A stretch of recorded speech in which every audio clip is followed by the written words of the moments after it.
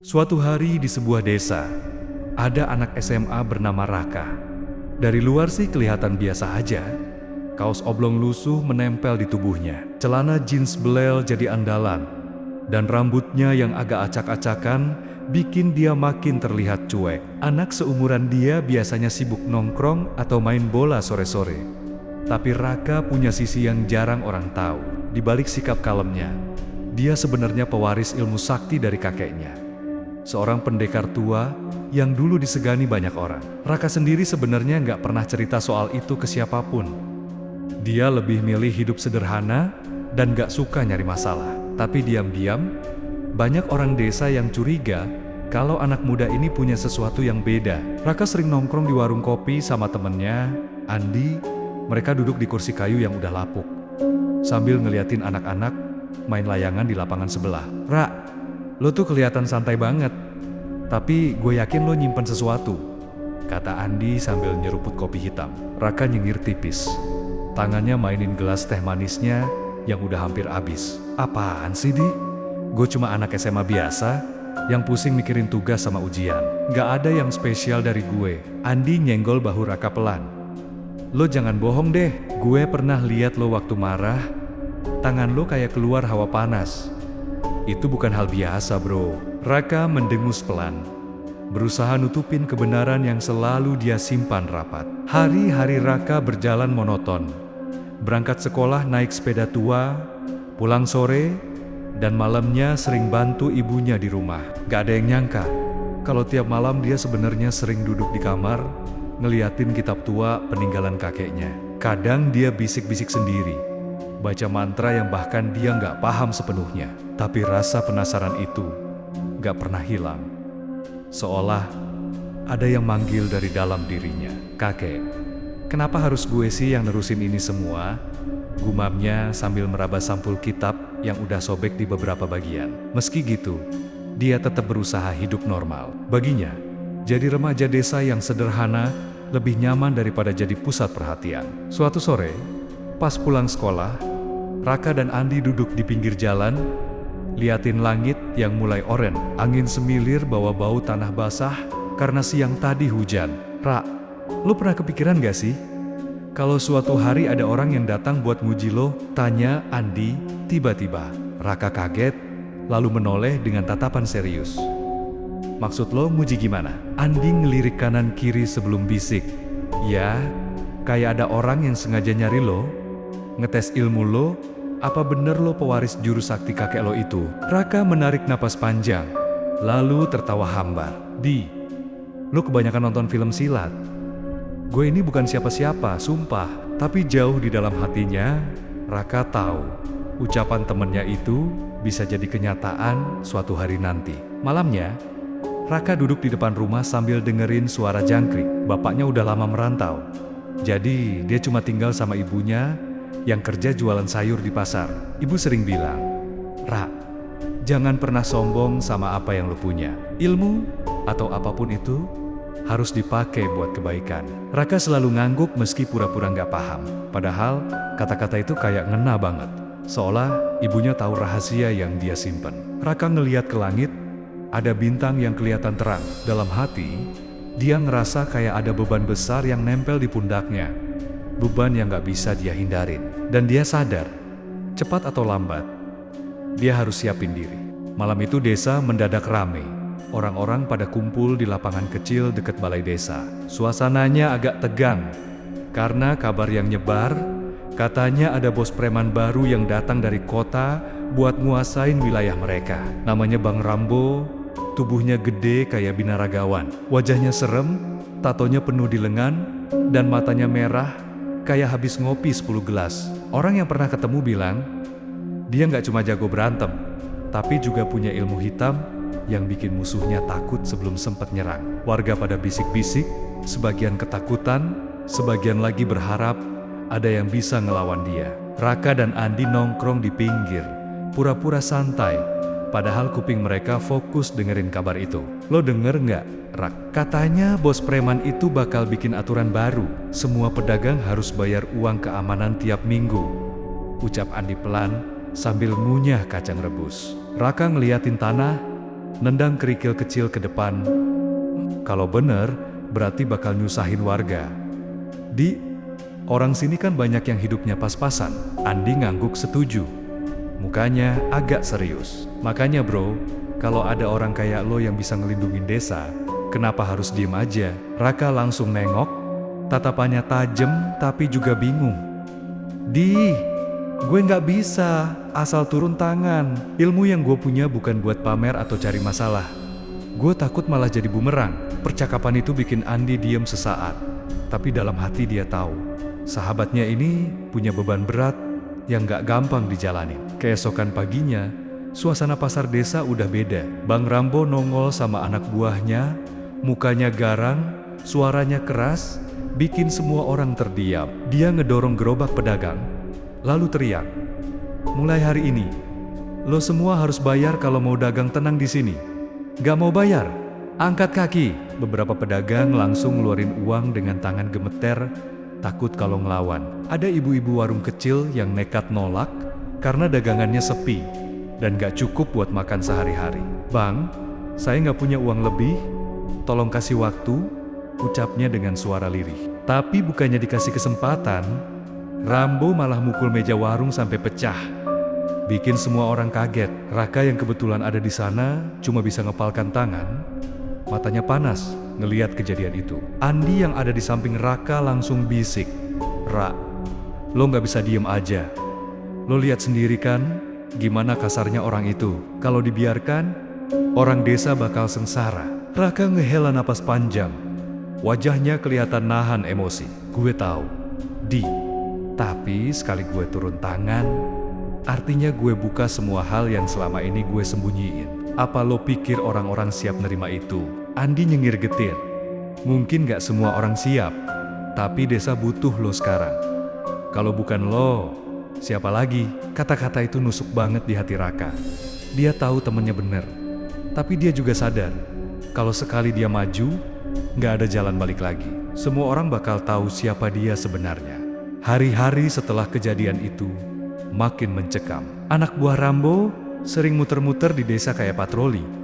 Padahal cuma buat nakut-nakutin orang. Malam-malam suara motor knalpot bising kedengeran di jalanan kecil, bikin warga nggak bisa tidur nyenyak. Raka sering ngeliat tetangga-tetangganya saling bisik di teras rumah. Wajah mereka penuh cemas. Ibunya sendiri juga mulai resah, tapi selalu berusaha tegar di depan anaknya. "Ra, ibu cuma bisa bilang, jangan pernah tinggal diam kalau lihat orang teraniaya. Tapi ingat, pakai kepala dingin, jangan pakai emosi," kata ibunya suatu malam sambil nyiapin teh hangat. Raka cuma ngangguk, matanya kosong menatap keluar jendela, mikirin langkah apa yang harus dia ambil. Malam ketiga, puncaknya terjadi. Rambo dan gengnya datang ke warung ibu-ibu yang dulu sempat nolak bayar. Kali ini mereka lebih brutal.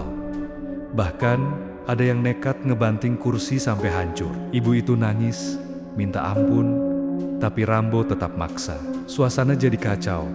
Orang-orang yang ngeliat cuma bisa diem karena takut. Raka yang kebetulan lewat langsung berhenti. Tubuhnya gemetar nahan emosi. Andi yang ikut jalan bareng langsung megang bahu Raka. "Bro, ini saatnya. Lu gak bisa pura-pura gak lihat. Lo harus lakuin sesuatu sekarang." Raka merem sebentar, menarik napas dalam, lalu buka mata dengan tatapan yang beda dari biasanya. Dalam hati dia bilang, "Gue gak bisa diem lagi. Kalau terus kayak gini, desa ini bakal hancur." Malam itu suasana desa udah kayak berhenti bernapas. Semua orang ketakutan sama ulah Bang Rambo. Raka pulang ke rumah dengan hati gak tenang. Langkahnya berat kayak ada beban segunung. Di kamar kecilnya, dia duduk bersila di lantai, ngeliatin lemari tua yang udah lama gak dia buka. Perlahan, dia keluarin sebuah kotak kayu berdebu. Di dalamnya ada kitab lusuh peninggalan kakeknya. Raka ngeusap sampul kitab itu. Perasaan campur aduk antara takut, ragu, sama tanggung jawab. Apa ini waktunya gue nerusin jalan lo?" Gumamnya pelan. Dia tahu, ilmu yang ada di dalam kitab itu bukan main-main. Sekali dipakai sembarangan, bisa jadi bumerang buat dirinya sendiri. Tapi kalau terus disimpan, orang-orang desa bisa makin sengsara. Raka mulai buka halaman pertama. Tulisan aksara kuno terpampang jelas. Meski udah sering dibaca diam-diam, kali ini rasanya beda. Lebih serius. Seolah setiap huruf hidup dan berbisik ke telinganya. Dia coba ikutin petunjuk sederhana. Duduk tegak, tarik napas dalam, tahan, lalu hembuskan perlahan. Awalnya cuma kayak latihan pernapasan biasa. Tapi lama-lama, dia ngerasa hawa panas muncul di telapak tangannya. Raka langsung buka mata. Kaget, tapi juga kagum. Astaga, ternyata ilmu ini beneran hidup di dalam diri gue, katanya lirih. Malam itu dia latihan sampai larut. Keringat bercucuran, tapi matanya berbinar. Dalam hatinya ada rasa takut, tapi juga semangat yang mulai tumbuh. Esok harinya, Andi nongol ke rumah Raka. Dia lihat sahabatnya itu pucat, tapi senyumnya beda. Kayak ada api kecil yang nyala di dalam dirinya. "Ra, lo kenapa? Mukanya kayak orang begadang semalaman," tanya Andi sambil ketawa kecil. Raka narik kursi, nyuruh Andi duduk. "Di, gua udah buka kitab kakek gua mulai latihan lagi semalam." Andi langsung terdiam. Matanya melebar. "Serius lo? Jadi bener dong semua omongan orang desa?" Raka ngangguk pelan. Nadanya tenang. "Iya, gue nggak bisa sembunyi lagi. Gue ngerasa ini udah waktunya. Tapi gue juga takut, Di. Gue takut kalau gue salah pakai malah nyusahin orang." Andi narik napas dalam, lalu nyengir. "Bro, yang penting niat lo lurus. Kalau lo pakai buat lindungin orang, gak ada yang salah." Hari-hari berikutnya Raka makin rajin latihan. Dia sering pergi ke rumah kosong peninggalan kakeknya di ujung desa, biar gak ketahuan orang. Di sana dia coba berbagai jurus, dari gerakan tangan, jurus pernapasan, sampai mantra yang bikin tubuhnya ngeluarin aura panas. Kadang dia gagal, tubuhnya gemetar dan jatuh ke tanah. Tapi tiap kali jatuh, dia selalu bangkit lagi. "Gue gak boleh nyerah. Desa ini butuh gue," gumamnya tiap kali ngelap keringat. Andi kadang ikut nemenin, meski nggak ngerti apa-apa, tapi semangatnya bikin Raka tambah kuat. Malam-malam, mereka sering ketawa bareng, meski badan Raka sakit semua. Itu momen yang bikin Raka sadar. Perjuangan gak harus sendirian. Sahabat sejati selalu ada di samping. Suatu malam, pas lagi latihan, Raka ngerasa sesuatu yang beda. Tiba-tiba dari telapak tangannya keluar cahaya kecil kayak api biru. Nyala redup tapi nyata. Dia bengong. Matanya berkaca-kaca, antara kaget dan senang. Ini jurus kakek beneran muncul?" ucapnya terbata-bata. Andi yang ngeliat langsung teriak, "Gila, Rak, itu apaan? Lo kayak superhero aja." Raka ketawa hambar. Masih gak percaya sama yang barusan terjadi. Tapi di balik rasa kagumnya, ada juga rasa takut. Dia tahu, kalau dia udah bisa ngeluarin cahaya itu, artinya waktunya makin deket. Pertarungan sama Bang Rambo gak akan bisa dihindarin lagi. Dan di dalam hati, Raka janji sama dirinya sendiri. Dia bakal pakai kekuatan itu, bukan buat gaya-gaya, tapi buat lindungin orang yang dia sayang. Hari itu suasana desa bener-bener nggak kayak biasanya. Orang-orang pada kumpul di lapangan luas deket balai desa. Wajah mereka tegang. Suara bisik-bisik nyampur sama desiran angin sore. Bang Rambo datang dengan gaya sombong, baju tanpa lengan, ototnya kelihatan kayak batu. Tatonya mencolok di bawah sinar matahari. Di belakangnya ada beberapa anak buah yang ketawa-ketawa kayak ngeledek warga desa. Raka dan Andi berdiri agak jauh, nonton dari pinggir, tapi mata Rambo langsung ngunci ke arah Raka. Seolah dia udah tahu siapa yang sebenarnya ditunggu. "Hei bocah, lo yang katanya pewaris ilmu sakti itu kan? Sini maju, gue pengen ngetes lo," teriak Rambo dengan suara lantang. Semua warga langsung nengok ke arah Raka. Andi buru-buru nyolek bahu Raka, wajahnya panik. "Ra, lo mau beneran maju? Ini orang gila bro, dia udah kebukti kejam, bisa aja lo beneran mati." Raka narik napas panjang, matanya lurus ke depan. "Di, gue udah janji sama diri gue gak bisa diem lihat orang desa terus tertekan. Kalau gue mati, setidaknya gue mati karena ngelindungin mereka." Andi langsung diem.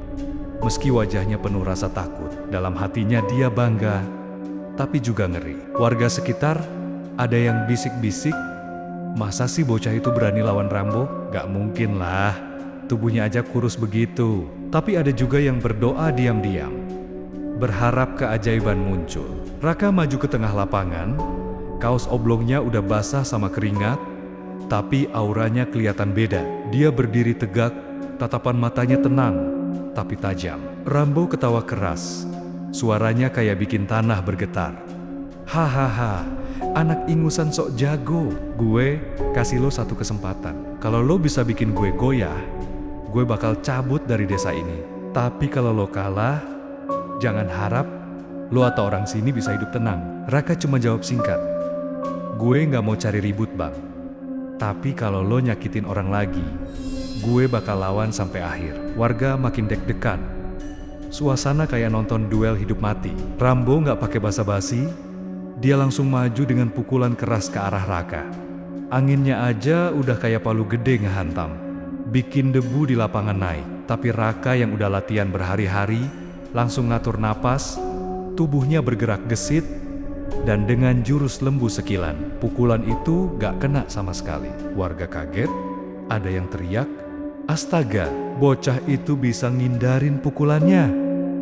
Rambo mendengus, matanya merah makin garang. Oke bocah, ternyata lo gak lemah kayak yang gue kira, tapi jangan seneng dulu, gue baru pemanasan. Raka ngelap keringat di pelipis, lalu balas dengan gerakan cepat. Tangannya nyorong maju bikin angin kecil, dorong tubuh Rambo mundur setapak. Andi yang nonton langsung melongo, anjir Rak, lo beneran bisa ngelawan dia, gila banget. Tapi Raka tetap diem, fokus sama gerakannya. Rambo makin marah. Dia buka jurus andalan, tangannya mengepal, dan tubuhnya kayak diselimutin aura hitam. Warga yang ada di sekitar langsung mundur. Beberapa ibu-ibu ketakutan sambil gendong anaknya. Itu ilmu hitam. Gawat, anak itu bisa mati, teriak salah satu warga. Tapi Raka tetap berdiri tegak, meski jantungnya deg-degan gak karuan. Dia ingat pesan kakeknya, kalau niatnya tulus buat kebaikan, maka cahaya akan ngalahin kegelapan. Raka narik napas dalam, lalu mulai nyiapin jurus pamungkas yang baru aja dia kuasai. Langit sore perlahan mendung, angin bertiup kencang, bikin debu lapangan berputar. Pertarungan dua sosok beda generasi itu bikin desa kayak masuk ke dunia lain. Rambo dengan ilmu hitamnya, Raka dengan cahaya yang baru dia temuin. Warga desa menahan napas. Gak ada yang berani ganggu. Semua cuma bisa nonton sambil berharap anak SMA sederhana itu beneran bisa ngalahin preman gila yang udah bikin mereka sengsara. Dalam hati Raka berbisik, ini bukan cuma soal gue lawan dia, ini soal masa depan desa ini. Pertarungan di lapangan desa makin panas. Warga yang nonton pada mundur lebih jauh, karena aura yang keluar dari dua orang itu benar-benar bikin bulu kuduk berdiri. Bang Rambo tiba-tiba ngangkat tangannya ke langit. Tubuhnya diselimutin asap hitam pekat yang bikin udara sekitar jadi dingin kayak di kuburan. Anak buahnya teriak bangga, itu jurus pamungkas bos, ilmu kalajengking hitam. Orang-orang desa langsung panik, ada yang nangis, ada yang teriak nyuruh Raka kabur. Tapi Raka cuma berdiri tegak. Napasnya teratur, matanya fokus. Dia tahu, ini ujian terberat yang harus dia hadapi. Kalau kalah, bukan cuma dia yang celaka, tapi seluruh desa bisa jatuh ke tangan orang jahat itu.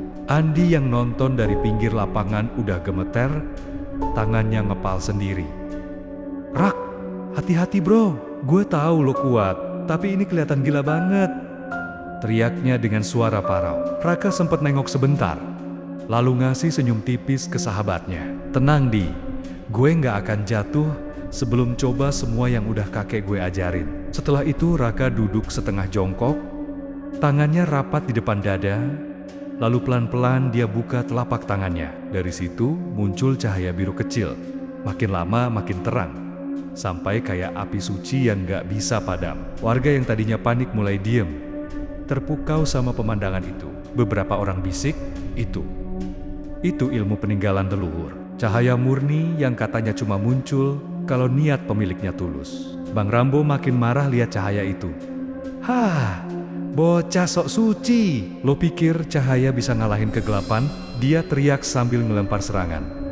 Asap hitam dari tangannya meluncur kayak ular berbisa. Raka ngatur napas, lalu teriak lantang.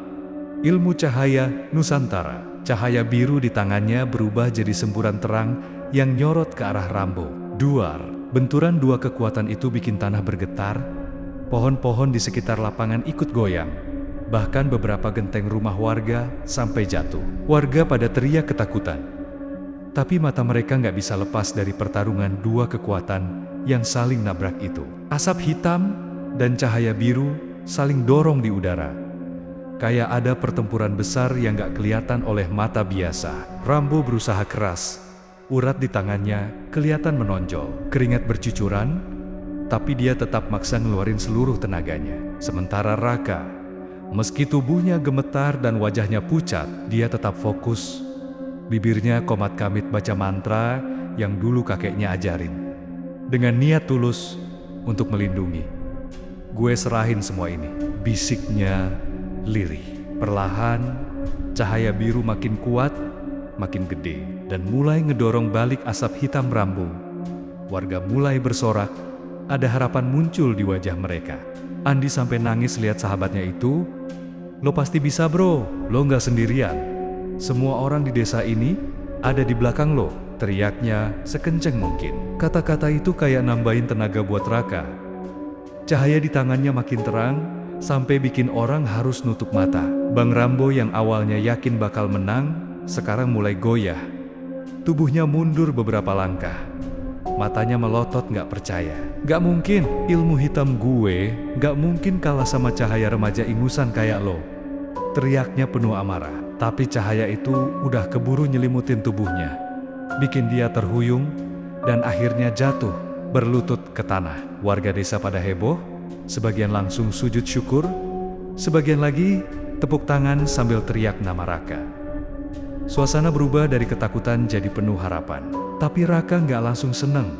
Dia berdiri dengan napas ngos-ngosan, keringat ngalir di wajahnya, dan tangannya masih bergetar. Dia ngeliat Rambo yang lagi terkapar, lalu jalan pelan mendekat. Semua orang kira Raka bakal ngasih pukulan terakhir.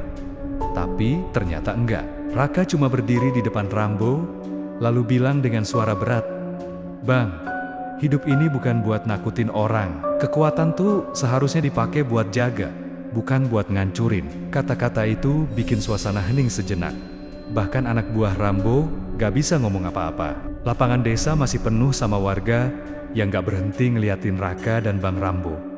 Suasana awalnya riuh, tapi begitu Raka buka mulut tadi, semua jadi hening. Kayak dunia berhenti sebentar. Bang Rambo masih terduduk lemah, tangannya gemetar, tatapannya kosong, kayak orang kehilangan arah.